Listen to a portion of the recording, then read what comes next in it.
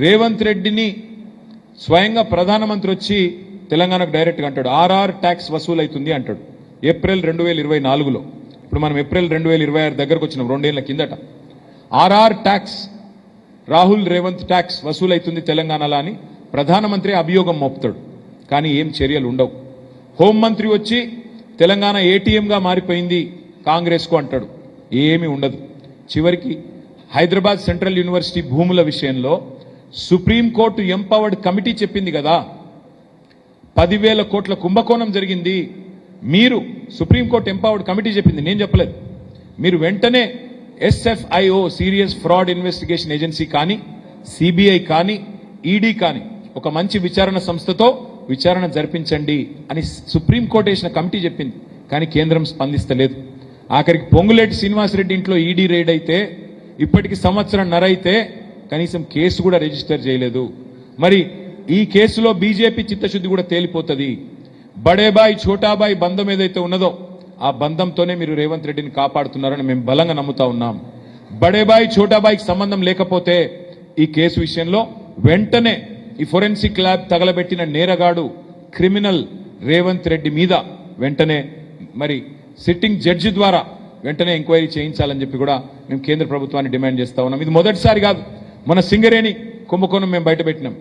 సింగరేణిలో 49% వాటా కేంద్ర ప్రభుత్వానికి ఉన్నది. అయ్యా స్కామ్ జరిగింది, ముఖ్యమంత్రి బామ్మర్ది అడ్డంగా దొరికిండు, విచారణ జరిపించండి అంటే ఇంతవరకు విచారణ లేదు. దీన్ని బట్టి అర్థం చేసుకోవచ్చు బడేబాయ్ ఛోటేబాయ్ బంధం ఎంత దృఢంగా ఉన్నదో. మాకు ఇంకొక అనుమానం కూడా ఉంది. మరి ఈ అగ్ని ప్రమాదం అని ఏదైతే బుకాయిస్తున్నారో దీని వెనకాల ఇక్కడున్నోళ్ళే ఉన్నారా, ఢిల్లీ పెద్దలు కూడా ఏమైనా ఉన్నారా మాకు అనుమానం ఉంది. ఎందుకంటే ఢిల్లీలో కూడా ఇవాళ అక్కడున్న ప్రభుత్వం మరి కొంతమంది మద్దతుతో నడుస్తున్నది. వారికి కూడా ఈ కేసులో ఉన్నది కొంత తిలాపాపం తలా పిడికెట్ లెక్క, వాళ్ళకు కూడా కొంత వాటా ఉన్నది. కాబట్టి మరి ఏమైనా అక్కడికి వెళ్ళి ఏమైనా ఆదేశాలు ఇస్తే ఇక్కడ ఈయన సుపారీ తీసుకొని ఏమైనా చేసిండా మాకు తెలియదు. మరి కాబట్టి అన్ని తేలాలి అంటే రిటైర్డ్ జడ్జి ద్వారానే మాకు న్యాయం జరుగుతుంది. రాష్ట్ర ప్రజలకు వాస్తవాలు తేటతెల్లమవుతాయి. అందుకే ఇవాళ హనుమకొండలో ప్రెస్ ద్వారా, మీడియా ద్వారా రాష్ట్ర ప్రజలకి ఇంత దారుణమైన నేరానికి ఒడిగట్టిన ఈ నేరగాడిని తప్పకుండా ప్రజల ముందు ఎక్స్పోజ్ చేయాలనే ఉద్దేశంతోనే ఈ ప్రెస్ మీట్ పెట్టడం జరిగింది. పత్రికా సమావేశానికి వచ్చిన మిత్రులందరికీ కూడా ధన్యవాదాలు, నమస్కారాలు. Thank you. ఏమైనా అడగదలుచుకుంటాడు కానీ లేకపోతే నథింగ్. ఏది ఇదా? అవును, నేనే రేవంత్ రెడ్డికి బ్యాగ్ ఇచ్చినా అని కూడా చెప్తాడు. ఆయనదేం పోయింది. నేనే రేవంత్ రెడ్డికి బ్యాగ్ కూడా ఇచ్చినా, మా ఎమ్మెల్యేని కొనుమని రేవంత్ రెడ్డి అనే 3rd క్లాస్ గానికి నేనే బ్యాగ్ ఇచ్చి పంపినాను కూడా కిరణ్ కుమార్ రెడ్డి అనే ఉంటాడు. ఆయన ఏమని అంటాడు? ఆయన పోయింది. నేను స్పష్టంగా చెప్తున్నా, దొరికిన దొంగ ఈయనే. రాష్ట్రం మొత్తం చూసింది, దేశం మొత్తం చూసింది. ఎవరికి అవసరం ఉంది ల్యాబ్ తగలబెట్టేది? నేరగాడికే కదా. ఆ నేరగాడే ఇలా ముఖ్యమంత్రి. కాబట్టి చక్కగా ఆయన చేతిలో పోలీస్ శాఖ ఉంది, పంపించిండు. అందుకే నేను అన్నా ఇందాక, ఇదేదో ఎండాకాలం చేస్తే కనీసం ప్రజలు నమ్ముదురు, అబద్ధం ఆడినా అతికినట్టు ఉండాలి. కానీ చలికాలం ఎక్కడ అగ్ని ప్రమాదాలు జరిగాయి ప్రపంచంలో? ఒక్క తెలంగాణలో, అది కూడా ఇంకెక్కడ జరగదు. చూడు గమ్మత్తు, ఫోరెన్సిక్ ల్యాబ్ ఒక్కటే అవుతుందట. దాన్ని బట్టి ఏమర్థం చేసుకోవచ్చు మనం? చాలా చక్కటి ప్రణాళికతో అందరు మున్సిపల్ ఎన్నికల్లో బిజీగా ఉంటే ఈయన మాత్రం మురికి పనుల్లో బిజీగా ఉన్నాడు. దాన్ని బట్టి మాకు అర్థమైంది.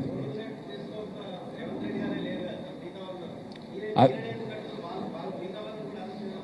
అంటే మిగతా వాళ్ళు ముఖ్యమంత్రిగా లేరు కదా బ్రదర్. మిగతా వాళ్ళు ముఖ్యమంత్రిగా ఉంటే అందుము, మిగతా వాళ్ళు తెలంగాణ రాష్ట్రానికి ముఖ్యమంత్రిగా ఉంటే అదే చెప్పిన నేను ఇందాక, మీరు విన్నట్టు లేరు. ఏమైనా ఢిల్లీ వాళ్ళు ఏమైనా సుపారీ ఇచ్చిండ్రేమో. ఎందుకంటే ఢిల్లీ పెద్దలు వాళ్ళు కొంతమంది మీద ఆధారపడి ప్రభుత్వాన్ని నడుపుతున్నారు ఈరోజు. మరి అక్కడికి వెళ్ళి ఏమైనా ఈయనకు సుపారీ ఇచ్చిండ్రేమో చిట్టినాయుడు గారికి, మాకేం తెలుసు. అయ్యుండొచ్చు, ఏదైనా జరిగి ఉండొచ్చు. జడ్జి గారు వస్తే అన్నీ తెలుతాయి.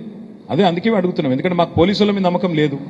ప్రైవేట్ ఆర్మీ లెక్క పనిచేస్తున్నారు వాళ్ళు. మీరు ఒకటి చూడండి బ్రదర్, పాపం ఒక ఆయన నిజాయితీగా హబీబుల్లా ఖాన్ అని ఒక పోలీస్ అధికారి, సర్కిల్ ఇన్స్పెక్టర్, పొంగులేటి శ్రీనివాసరెడ్డి కొడుకు 70 మంది గూండాగాలను వేసుకొని పోయి ఒక విలువైన భూమిని వట్టినాగులపల్లిలో ఆక్రమిస్తే ఈ హబీబుల్లా ఖాన్ అంటే ఆయన పాపం తెలియక కేసు రిజిస్టర్ చేసిండు. ఆయన దీశవతల వారేసిండు తెల్లారి. అంటే ఎంత గుండాగిరి నడుస్తుంది ఈ ప్రభుత్వంలో. అంతెందుకండి, ఇక్కడ కొండా సురేఖ బిడ్డ ఓపెన్గా వచ్చి చెప్పింది కదా బయటికి. ఏం సాటి మాటికి చెప్పలే కదా, మీకే చెప్పింది కదా. ఏం చెప్పింది?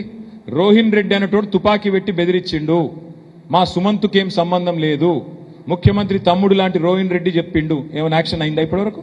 పోలీసులు ఏమైనా పీకినరా? పీకగలుగుతారా? నేరస్తుడే సీఎం అయితే, నేరస్తుడే హోమ్ మినిస్టర్ అయితే ఏం పీకుతుంది పోలీస్ శాఖ?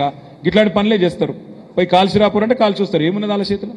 కాబట్టి నా అనుమానం అయితే పక్కా ఇది ముఖ్యమంత్రి చేయించిండు అనేది నా అనుమానం. ఇది రాష్ట్ర ప్రజలు కూడా ఖచ్చితంగా ఒక నేరగాడు తన నేరాన్ని కప్పిపుచ్చుకోవడానికి విచారణ చివరి దశలోకి వచ్చిన స్థాయిలో తప్పకుండా కప్పిపుచ్చుకోవడానికి చేసిండు అని రాష్ట్ర ప్రజలు కూడా అనుమానం వ్యక్తం చేస్తున్నారు. ఈ అనుమానాలు నిజమా కాదా తేలాలి అంటే ఒక సిట్టింగ్ జడ్జిని వేసి విచారణ జరిపించండి అని కేంద్ర ప్రభుత్వాన్ని మేము డిమాండ్ చేస్తున్నాము. తప్పేముంది అందులో? Okay, thank you.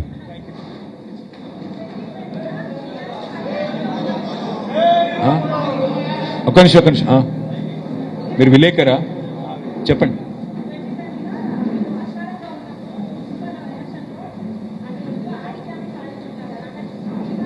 ట్వంటీలో చెప్తామా. మాకు 2020లో ఆ రోజు మున్సిపల్ ఎన్నికలు జరిగితే మొత్తం రాష్ట్ర వ్యాప్తంగా నాకు గుర్తున్నంత కాడికి 143 చోట్ల జరిగితే రాష్ట్రం మొత్తంలో మాకు మా పార్టీకి 135 దాకా వచ్చినాయి మున్సిపాలిటీ.